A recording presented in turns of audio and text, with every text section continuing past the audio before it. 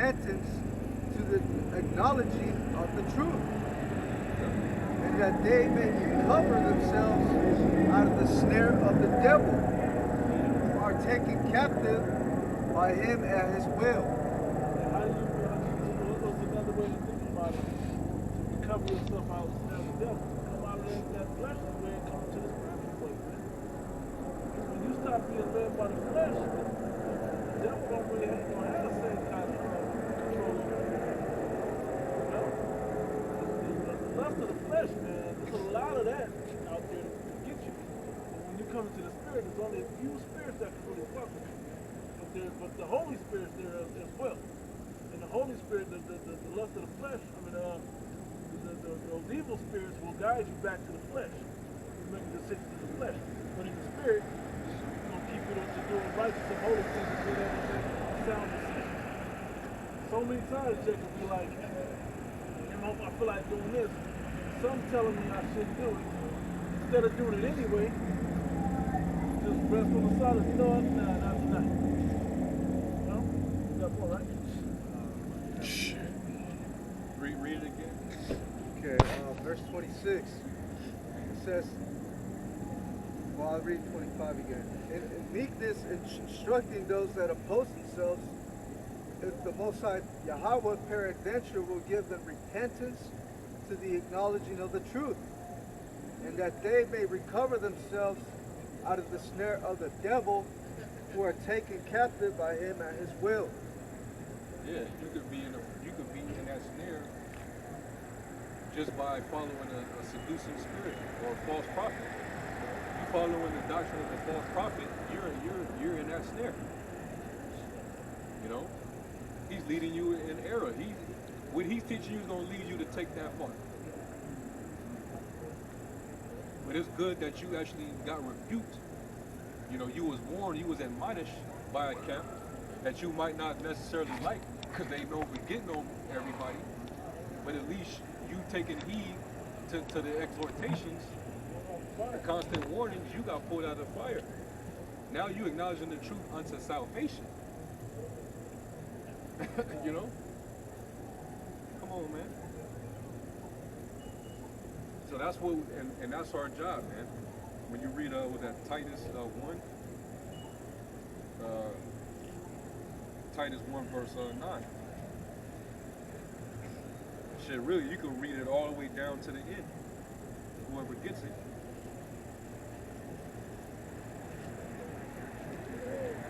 Yep. Sirach 33 and 17. Consider that I labor not for myself only, but for all them that seek mine. Titus 1 and 9. Holding fast the faithful word as he has been taught, that he may be able by sound doctrine. Matter of fact, start at 5. That's 5. This was, you know, he appointed Titus to be, you know, over the church in the Crete Islands. You know, they was dealing just like how it was disorder in Corinth. It was disorder in the Crete Islands too.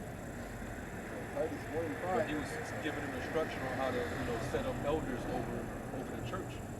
You got to deal with elders, bishops, you know, people that have oversight over the people. Go ahead. For this cause left I thee in Crete, that thou shouldest set in order the things that are wanting, and ordain elders in every city as I have appointed.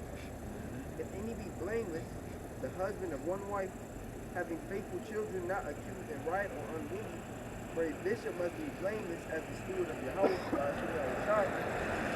not self-willed, not soon angry, not given to wine, no striker, not given to filthy lucre, but a lover of hospitality. You know, a lot of dudes that call themselves bishops and elders and all that, a lot of them, they disqualify themselves from this position. Because you got these dudes that have those titles or those positions, but just reckless. You dishonest with money.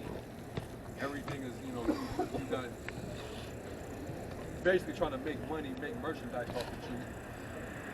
You got dudes that got drinking problems, so they're not even sober enough to be diligent to know the state of their flock.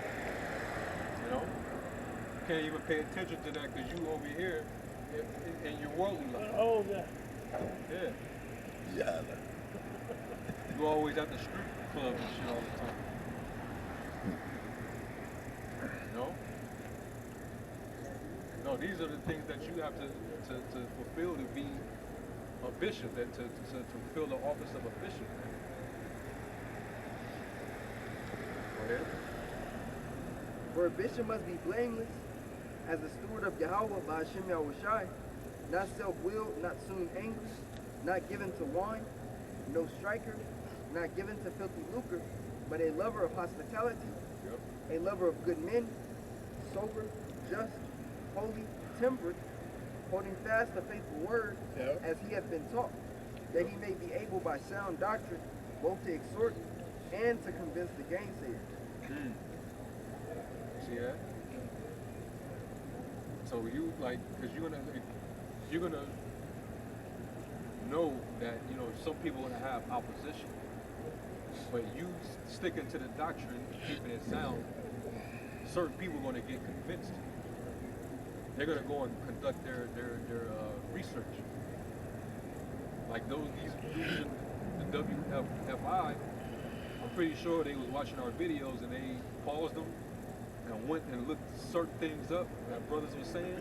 Like, yeah, that's Yeah. they're right. Looking at the Greek words Yeah, and looking into the definition. Yeah. Like, karagma don't mean what they saying.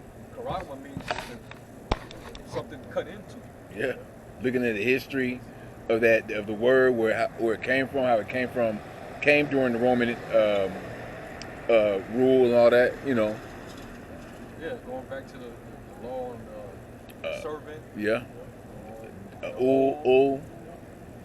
Yeah. Going into the law on not printing any marks upon you. Mm-hmm. All these different things, man. You just tie it all together and be like, man, that would make way more sense than what these guys are talking about. And then tied it in with the 17th verse, We're we're buying and selling. Then going right on Google or news breaking and seeing it right there. Yeah, type in. Seeing different Yeah. areas so that Yeah, let me read that in the NLT, verse 9. Titus 1 and 9, it says, he must have a strong belief in the trustworthy message he was taught. So that means that the doctrine that we were taught, we have to fully believe what we were taught. Right? He must have strong belief in the trustworthy message he was taught. Then he will be able to encourage others with wholesome teaching and show those who oppose it where they are wrong. And we've shown these other groups that they're wrong. Using the doctrine. You wrong. Yeah. Yeah. Go in the scriptures and show 'em. Like they tell us, you always say, if we don't got it right, show us where it shows what it is. But we're actually showing them, yo, this is what it is. Wasn't just video saying this guy's off, stay away from him. He's bugged out. He's bugged out, and at the end of the video, no, he's off because this means this, and this is the actual breakdown in the video. The title may say that, but the breakdown is in that video, though. Y'all can walk through. It's cool. Yeah. But we do it like, the scripture even say, going back to the law, rebuke thy number and suffer not sin upon you. Yep. That's showing actual love towards your neighbor. You trying to correct them because you don't want to see them die. Yeah, that's love. That's ultimate love, man. But Jake, they confuse that with hate. So who knows, that's why we constantly, we're fervent when it comes to this, man. We constantly bring it out time after time and in due time. You're gonna have certain men of the elect. They're gonna be converted, man. Yep. They're gonna be convinced or persuaded, and they're gonna repent and convert and be healed. Psalm 51, and I'll start at verse 10. It says, create in me a clean heart, O Yahweh, and renewing a right spirit within me. Cast me not away from thy presence, and take not thy Holy Spirit from me. Restore unto me the joy of thy salvation, and uphold me with thy free spirit. Then will I teach transgressors thy ways, and sinners shall be converted unto thee.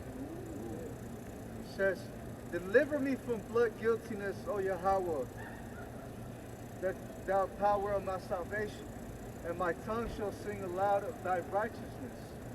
Because in doing so, we'll be delivered from blood guiltiness. We won't be guilty of not showing our people the right way, you know? And in the process, we're converting our people too.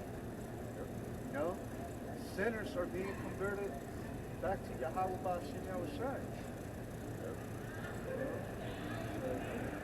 We gotta pray. You know? We gotta pray that we can remain in this truth, you know, and not fall off. Let's get another scripture or something like that. We can close out. Ezekiel 3:19. Yet if thou warn the wicked, and he turn not from his wickedness, nor from his wicked ways, he shall die in his iniquity, but thou hast delivered thy soul.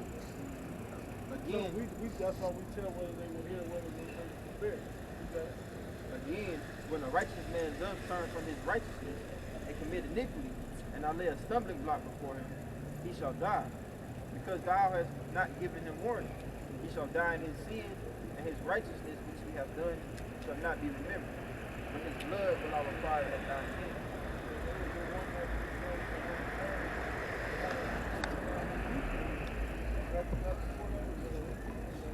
How's it go?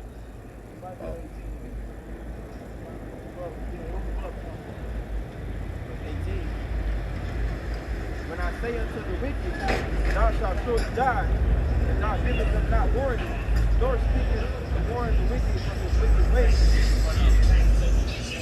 to save his life, the same wicked man shall die in his iniquity, but his blood will I require at thine hand. Verse 21. Nevertheless, if thou warn the righteous man, that the righteous sin not, and he doth not sin, he shall surely live, because he is warned. Also thou hast delivered thy soul. That was the point right there.